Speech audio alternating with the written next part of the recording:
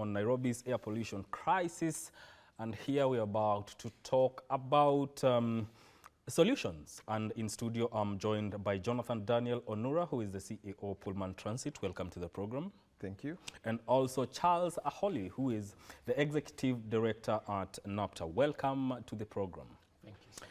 You know, Nairobi is one of the largest cities in East Africa, but also this crisis of air pollution has been there for time immemorial, especially now that almost everyone has a car, and the public transport sector actually accounts for 88% of air pollution within Nairobi. Maybe if I start with you, Charles, could you give us a context of Nairobi's air pollution crisis?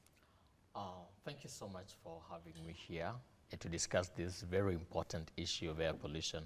As you have highlighted that Nairobi is leading in terms of air pollution, and the situation is affected by the sectors of our city. Mm-hmm. Number one, we are a capital city of East and Central Africa. Kenya has just moved into the middle income state country where the levels of income have increased and people are buying more cars. Yeah. When you look at our roads, we are more congested. The congestion is too high because the number of vehicles on our roads keep on increasing, and the vehicles we are using are basically emission polluting vehicles, or we can say fossil fuel powered vehicles. And then also look at our public transport sector. We have so many matatus on the road that are fighting for a very limited space, and most of the matatus and even the other types of vehicles on the road, we are not so much keen on maintenance to ensure that we take our vehicles for servicing on time, to ensure that the levels of emissions are so low.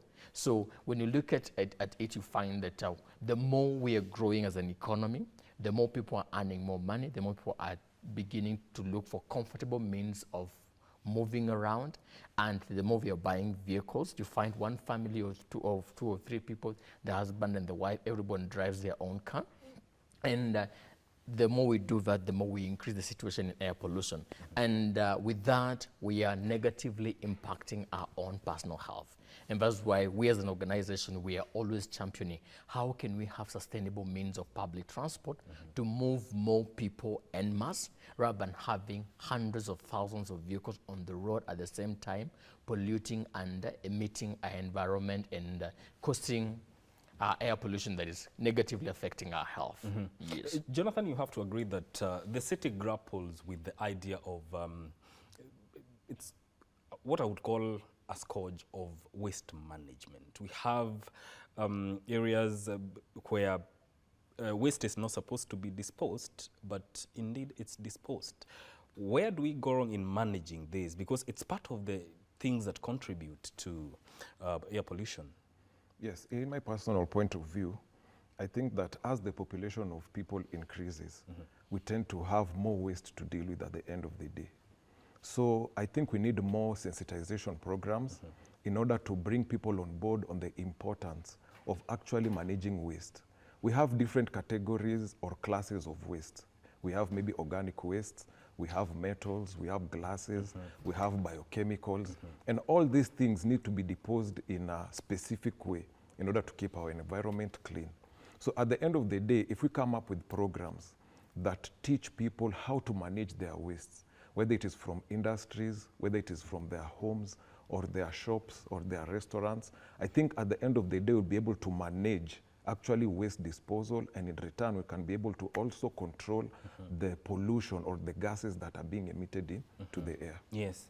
And what you are saying is very important. And Charles, do you think there's a perception problem when it comes to who is supposed to deal with waste? Like it's this is left, for instance, to the city-county apparatus to deal with waste, or is it supposed to be a collective effort? From where I sit, I think the first person who is responsible for such a kind of a responsibility is government. And most of the time in our country or in third world countries, government tend to abdicate such a kind of responsibility and leave it to the private sector. And then the private sector are driven by monetary gain rather than social impact.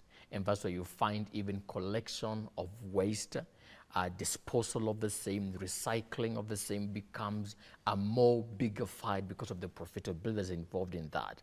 But when government takes a serious step and ensure that they're able to control the entire value chain, and government has its own machinery. And I want to congratulate the City Council of Nairobi. They recently invested in heavy machinery for waste collection and garbage and all that.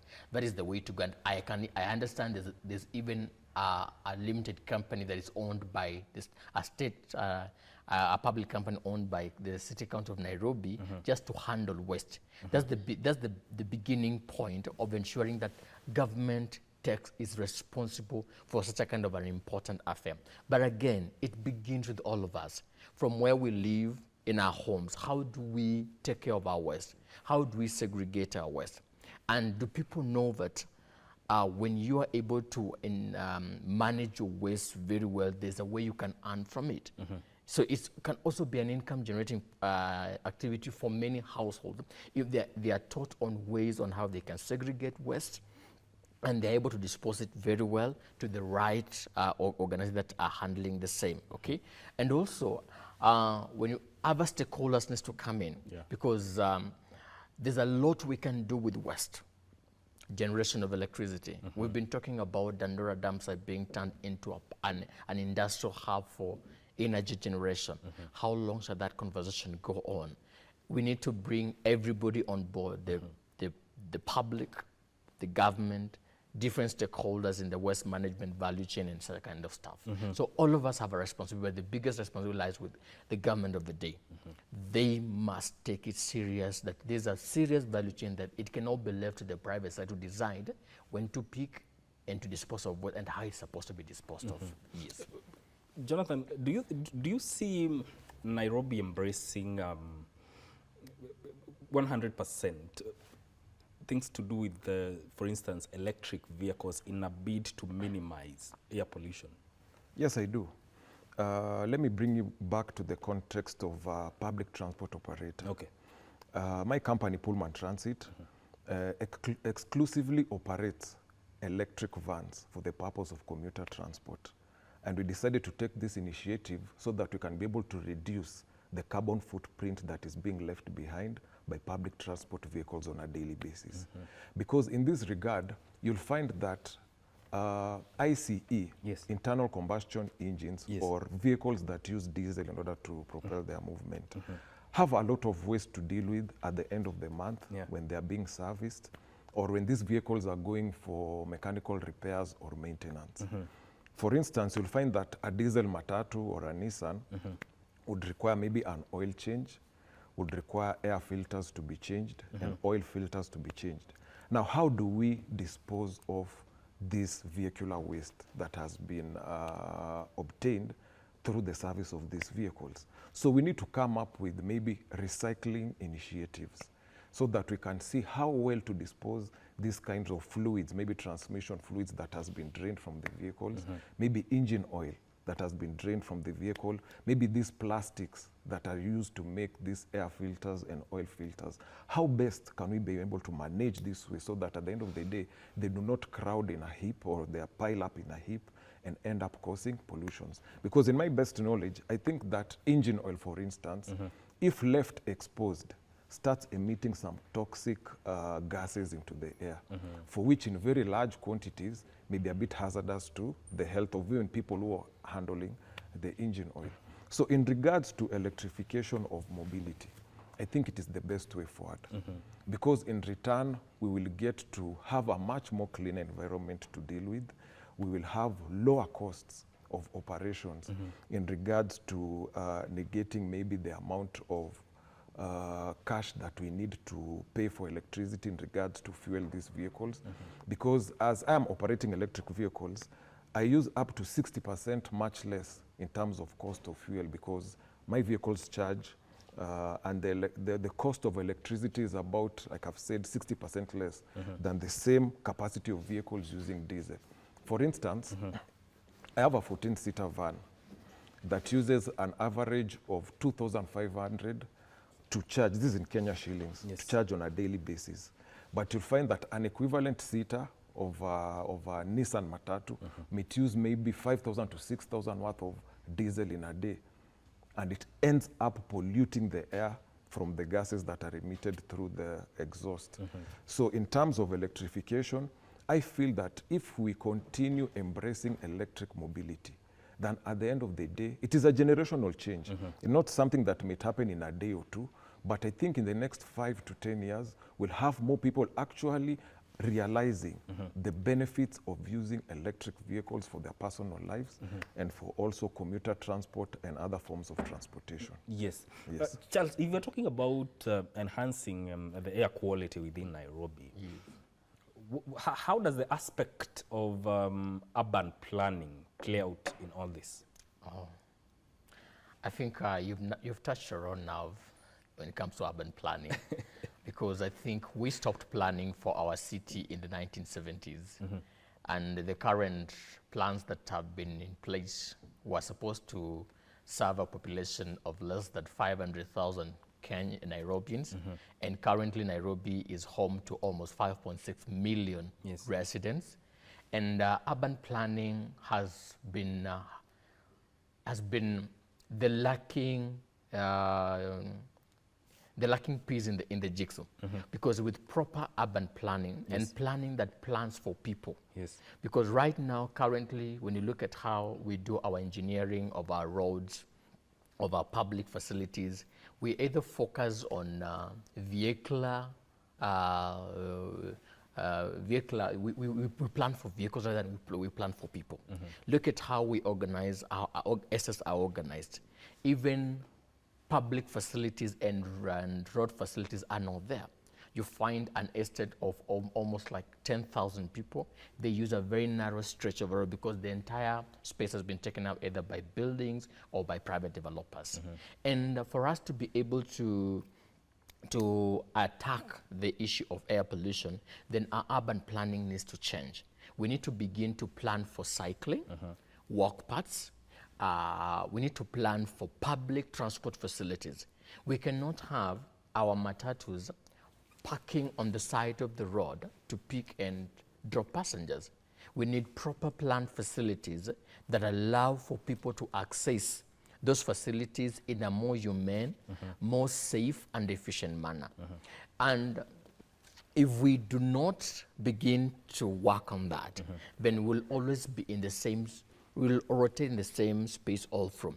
We can highlight some of the initiatives that are in place today. Talk about the BRT project that has been in the works for the last over a decade.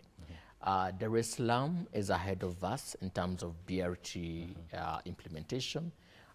Ethiopia is way ahead, but Kenya, we haven't had one BRT line operational.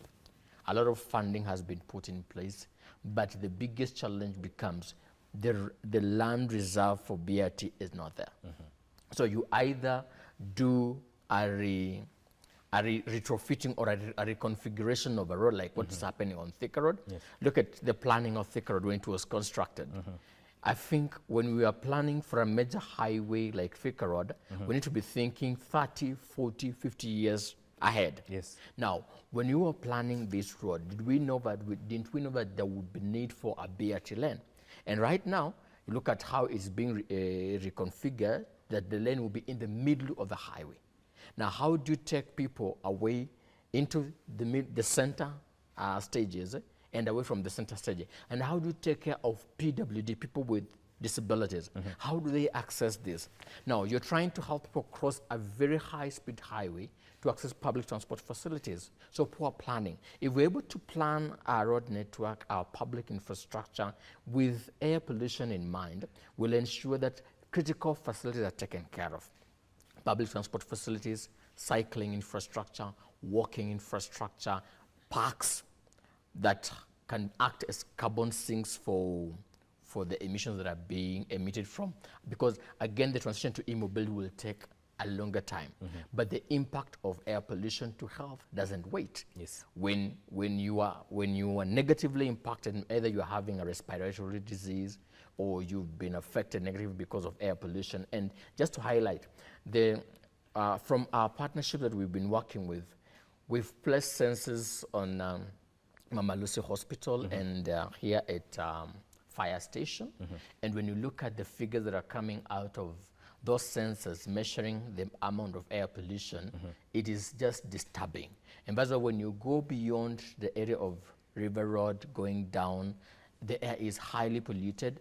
When you go to Mama Lucy Hospital and when you talk to Mama Lucy Hospital, they will tell you that most of the cases they are treating are respiratory diseases that are highly linked to air pollution. And some of the cancers that we're having in this country are highly linked to air pollution. Look at how a stage of a matatu looks like. Yes.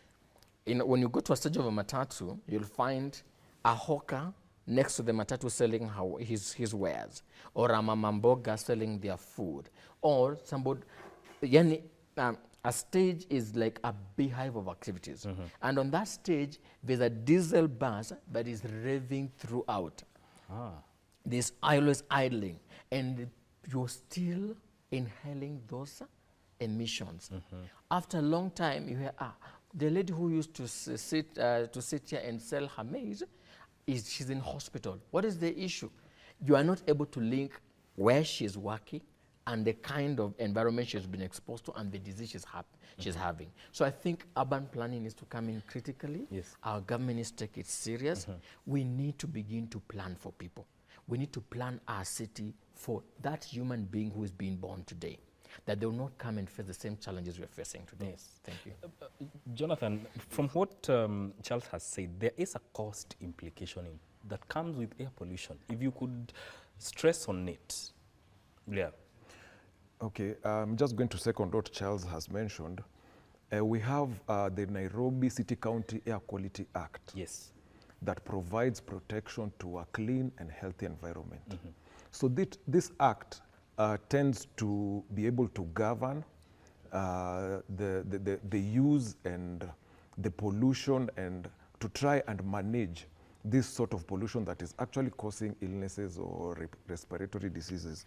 Just to put that into a much more clearer context, yes, you'll find that in the Nairobi City County Act 2022, it provides a sort of framework or policies for which people who might be using machinery like industries or vehicles or just ordinary people to be able to control the way they emit or the way they pollute the air. For instance, you'll find that for industries, they've been given a sort of license or a sort of, how can I put it, a framework to use whenever they are going to undertake their manufacturing or whenever they are going to use these industries to produce these sort of fumes that may cause respiratory illnesses. Yes. The enforcement of that act, has it worked effectively from your perspective? We are part of a campaign called Bridge Cities Initiative. Yes. It is funded by the Bloomberg Foundation Clean Air Fund. And what the Bridge Cities Initiative is trying to do is helping cities combat air pollution by putting in place relevant policies and acts of legislation that addresses some of these issues. And for the last 1 year, I think we've been part of the process of developing regulations around air pollution. Yes. And the question has always been, how do we enforce this air pollution? First of all, you cannot enforce without involving the people. Yes. The people have to know what are they supposed to do. So it is up to the enforcement agencies to create awareness, tell the people what they're supposed to be doing, how do they comply with this kind of legislation or regulation, and what is the benefit for them complying. It is not just about a stick only, but there must be a carrot behind it. Yeah. Can we offer incentives to businesses to be able to comply with air quality regulations? Can we offer a kind of, one thing we've always told government, when government comes to deal with the people, they come from a point of top down. Yeah. Can we begin from a point of where we are engaging the people on the ground, we are understanding their challenges, and we help them understand their role in this, in the matters air pollution, and what they're doing to contribute to that, and how can they change either their lifestyle or how they do their business and such kind of stuff. And then as you go up, you begin to provide incentives. Like for businesses, can you have a fund for businesses that if your business is air quality compliant, we can be able to maybe waive some of the licenses we pay. Or you can be able to access affordable credit from this facility and support your business.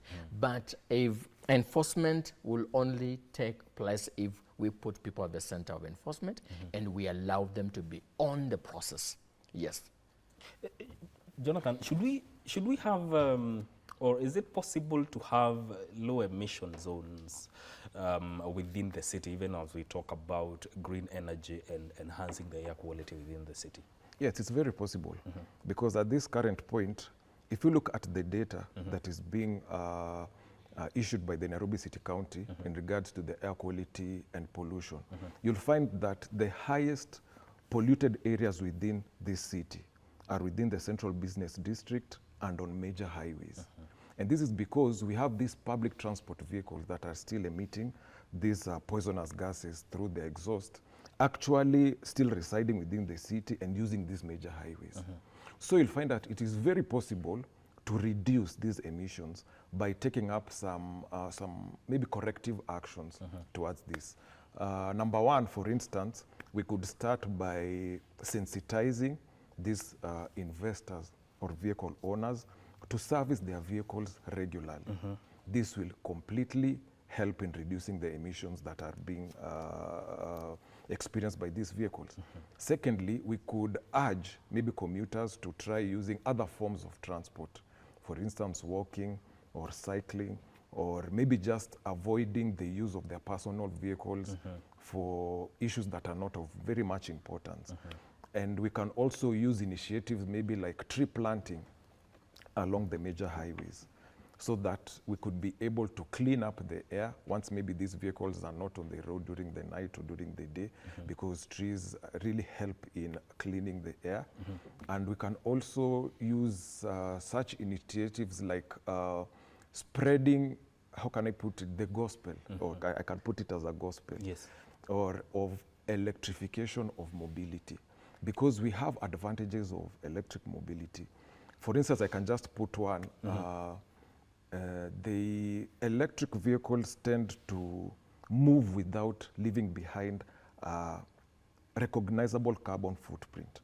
For instance, if an electric vehicle passes through a certain route, it may not emit maybe poisonous gases through an exhaust as compared to a diesel vehicle.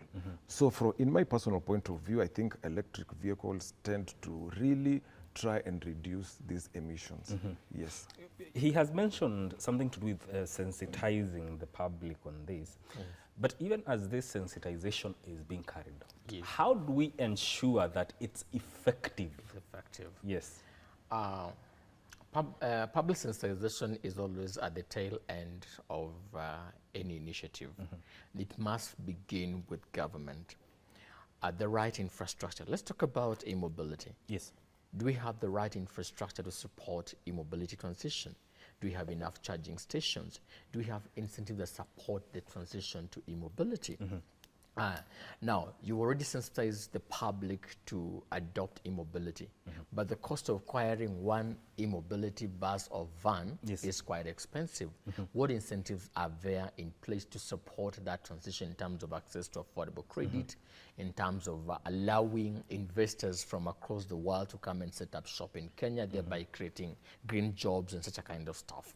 So public sensitization is always the last bullet you use, but you must have created the right environment that ensures that, first of all, the public will buy into it. They will see the sense, and they will say that this is the right direction that we are taking.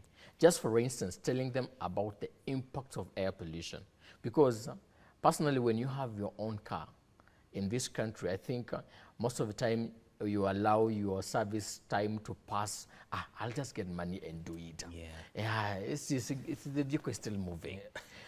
It's until when it's late, that's when, oh, let me take this car. And then when you take it for service, it's just a minor service. We need to do more than that. Can we be able to support our investors even to retrofit their vehicles? Because the cost of operating public transport is extremely very high. And without incentives to the operators, without help, how many times have you seen a matatu stall on the road because of the kind of service or the kind of work that vehicle has been put to? Just the other day I was crossing the street and one of the vans passed me, and the entire axle dropped on the ground. So you can imagine if a whole steel, a bar of steel detaches from the vehicle and drops on the road. Yes. Has that vehicle been taken for service? It has not been taken for service. So, and we need to begin to give incentives to operators to allow them some breathing space. Because most of them, I don't blame them. The cost of operation is so high. They are fighting banks. Maybe they've taken a loan, either from a bank, a commercial bank, or a Shylock, and they have to pay that. They have licenses to pay. They have family to feed. But when you have incentives that cushions them, they will be able to say, I've been cushioned. I can take this day off. Let my vehicle go to the garage. Let it be serviced. Let it come out when it's clean. The next day it'll go back on the road. So without that, it will be very. So what I'm saying is, there must be the right environment, the right policies. Government must take responsibility. We must hold our government to it. That's why we pay taxes. And things to do with public transport, waste management are public goods. The way we fund education, we fund all other aspects of our government, we need to begin to have an exchequer-funded public transportation system, an exchequer-funded waste management system that at the end of the day will cut the budget for the health ministry, because we'll bring down the number of people who are visiting our hospitals because of preventable diseases like respiratory diseases. And with that, that benefit will come back to government itself, because you're putting money where it's supposed to be and you're creating the right environment. Yes. Thank you. Jonathan, you know, Nairobi is, in 2019, it was ranked as having 4.2 times higher than the normal World Health Organization recommended air quality index. But then again, what does the future look like if we are talking about enhancing air quality within this city? Okay, I think that economists say that Nairobi, or third world countries, or Kenya specifically, is a developing country. And with development comes the purchase or acquisition of other industries or vehicles or things that may seem to pollute the air even more. And in this regard, we have to put down measures that can be able to manage and control how we acquire new machinery, how we acquire new vehicles, in regards to also protecting the air quality that we currently have. Yes, it is something that is, how can I put it, something that goes naturally to have more pollution with increase of population. But at the end of the day, we need to also realize that we have a responsibility to manage our environment. And the best way possible, like I can second what Charles has mentioned, is through education, through sensitization programs, through actually doing it practically for people who do not understand whatever it is, to see for themselves that actually trying to manage air pollution, for instance, as a public transport operator, using electric vehicles actually saves the day. Yes. In 30 seconds each, your final remarks. My final remarks is that air pollution is real, it's impacting our health, and everybody has a responsibility to do something, either by change of lifestyle or by just including some little things in what you do every day that you know they are negatively affecting the air around us. And then again, I just want to echo the objective of the Bridge Cities program, but we are here to work with everybody to ensure that at the end of the day, we reduce air pollution at least by 30% in the next 2 or 3 years. Okay, Jonathan. Yes. In regards to air pollution as a public transport operator, we have the right to protect our environment for the betterment of our future. Yes. And my take to public transport operators, we need to educate ourselves on the benefits of adopting new energy and new technology. Yes. As I have adopted electric mobility, it comes at maybe twice or thrice the cost of a normal diesel vehicle.